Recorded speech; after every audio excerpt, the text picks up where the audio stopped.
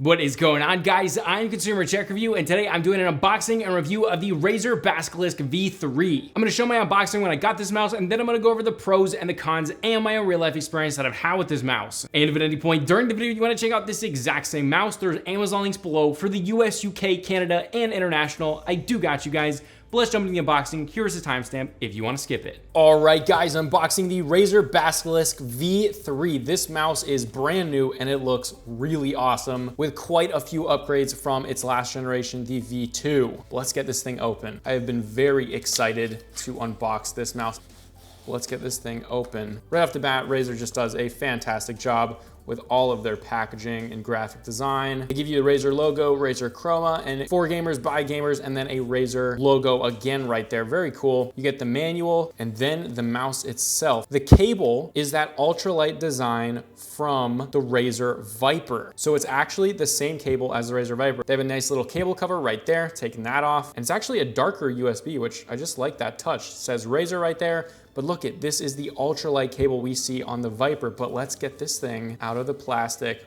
Wow, looks fantastic. Obviously, a very similar look to the G502 because that's really why this mouse was created. And in hand, it feels great. These are actually injection molded grippy parts right here. This feels so good. Really nice design right here. I do like the accented gloss. Now, another big thing is we have RGB that's going all the way right there and coming all around the bottom, which is awesome. It definitely feels lighter than the G502. But yeah, that is my unboxing of the Razer Basilisk V3. Take it away, Fusion Consumer Tech Review with the full review. And we are back. Let's jump right into it. Where to start? Okay, this mouse is borderline perfect. All right, first the build quality, which is absolutely fantastic. Now, the plastics are really good and the left and right side are actually injection molded and they're very grippy and actually much better than the Logitech G502. These also feel like they're gonna be more durable and last longer over years. And they like literally feel really, really durable. But yeah, all the materials feel really, really nice and high quality, but it also doesn't compromise too much on like weight. Like this is not a super heavy mouse, but it still has those really, really nice grippy parts on the left and right. And then the overall plastics are quite good. All right, now this goes up to a whopping 26,000 DPI. You can do with that what you want. Obviously, it's there for just full customizability. If you really want that, you can really do that. This also has a max IPS of 650, 50 Gs of acceleration, and a 1000 Hertz polling rate. All those numbers are really good and ahead of the competition. All right, now the sensor is the Focus Plus sensor from Razer, and overall, it's really, really, really good.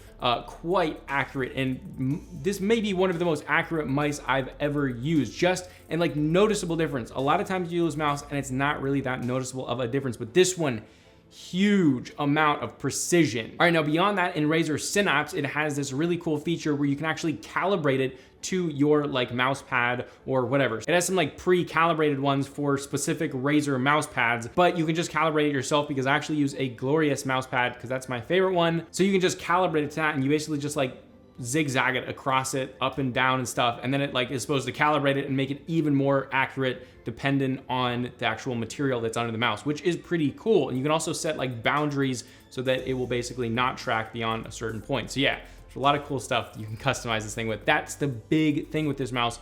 Super customization. All right, now balance and weight. This was actually a pretty big deal for me because I was thinking the most similar mouse to this is the Logitech G502, which is not a super heavy mouse, but it's definitely not even close to a lightweight mouse, and it was fairly heavy. Now, for the past couple of months, I've been using the Razer Saber, which is quite a light mouse. That mouse is actually lighter than the Razer Viper. So coming from that to this, it actually wasn't that bad. Like my KD ratio didn't change very much. And honestly, even though I was used to a very light mouse, this one didn't feel that bad. Now, I did use this side by side with the G502, which is a little bit heavier. The Razer Basilisk V3 is 101 grams, where the Logitech G502 starts at 121 and I think goes up to like 167. So quite a bit heavier. You might think, okay, that 20 grams is not that much more, but you feel it a lot. But beyond just the weight, the actual balance of the mouse I found just to be quite a bit better than the G502. It just felt nice and easy to use. Part of that was also the way this mouse is shaped because it's really easy to grip it. And so because your grip is so strong, you're not having to like kind of claw around it which then makes the mouse feel a little bit heavier and just more strain on your hands. All right, but this is by no means a lightweight mouse. It's 101 grams, but you compare something like the G502, and I just think this is a lighter mouse. It's a little bit easier to flail around on the desk. It glides a bit better, and it's just a little bit better balanced. So obviously, if you want a lightweight mouse, not the thing for you, but definitely better than the G502, even though I absolutely love the G502. Obviously, I love that mouse. We've all loved that mouse before, but this one,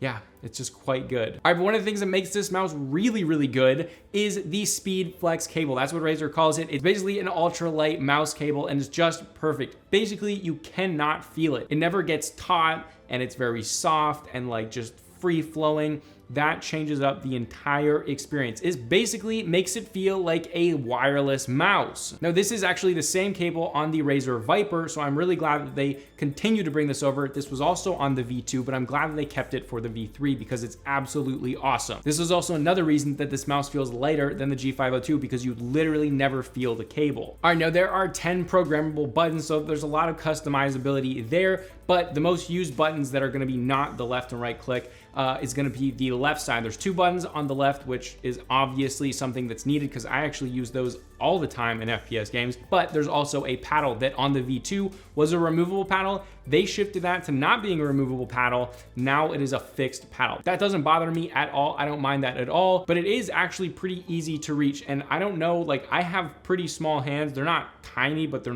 definitely not massive.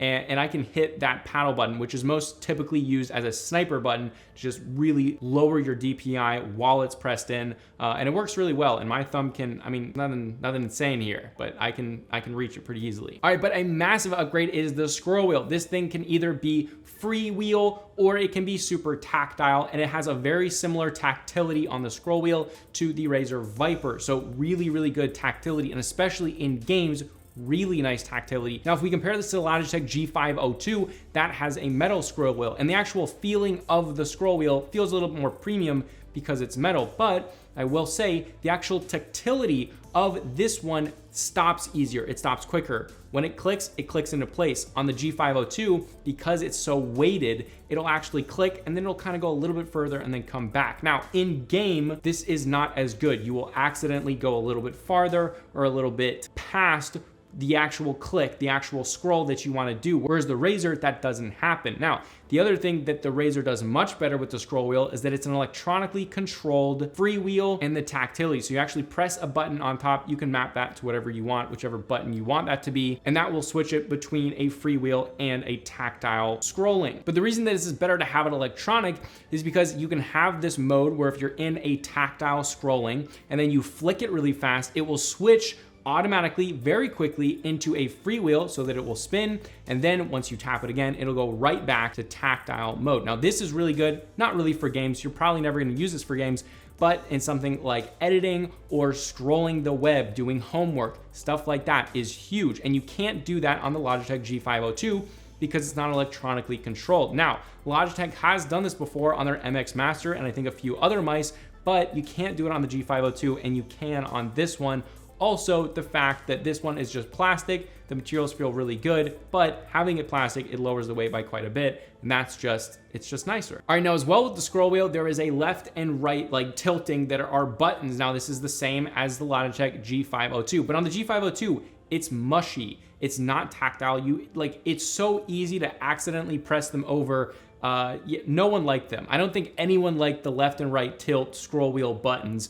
But on the Razer, it is way more tactile. You really feel like you're pushing over and it's clicking. The difference is insane. You click it over the other way, whereas it was very mushy on the G502. Now guys, I know I'm comparing it a lot to the G502, but I do actually have a separate video comparing it to the G502 that will be at the end of this video, or you can check it out on my channel below. Okay, but now the switches. These are using 2nd generation optical switches from Razer.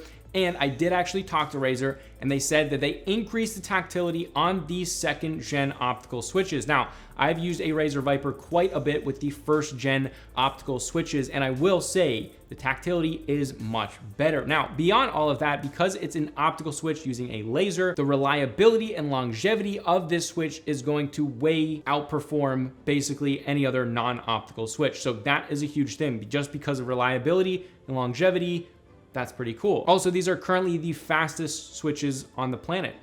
Let's hear how those switches sound. Here is a sound test.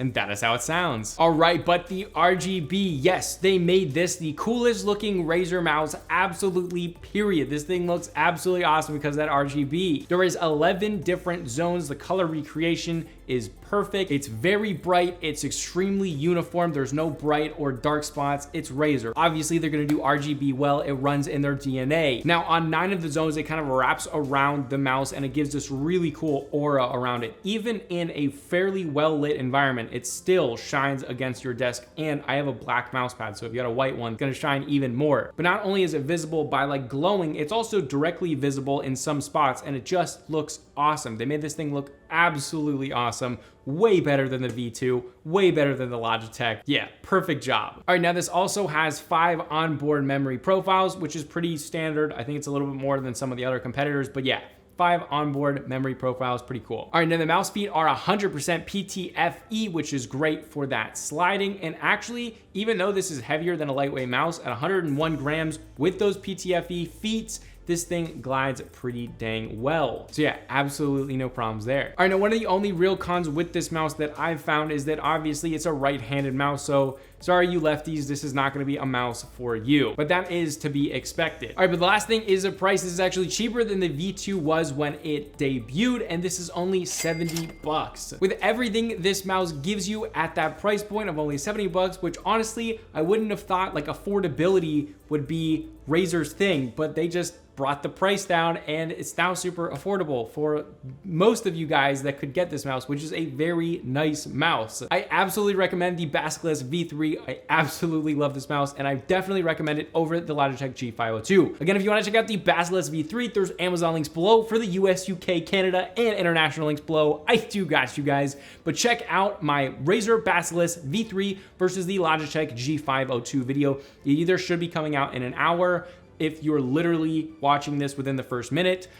which would then be however long this video is, minus 60 minutes. So yeah, definitely go check out that video if you are comparing this to the Logitech G502, because that is the most similar mouse out there. But yeah, this was Consumer Tech Review. If you guys enjoyed this video, ended up to help me out and throw a like below. And if you enjoy other peripheral reviews or top 5, top 10 videos, I do a ton of those, so please consider subscribing below. But this was Consumer Tech Review, and I'll see you guys in the next video.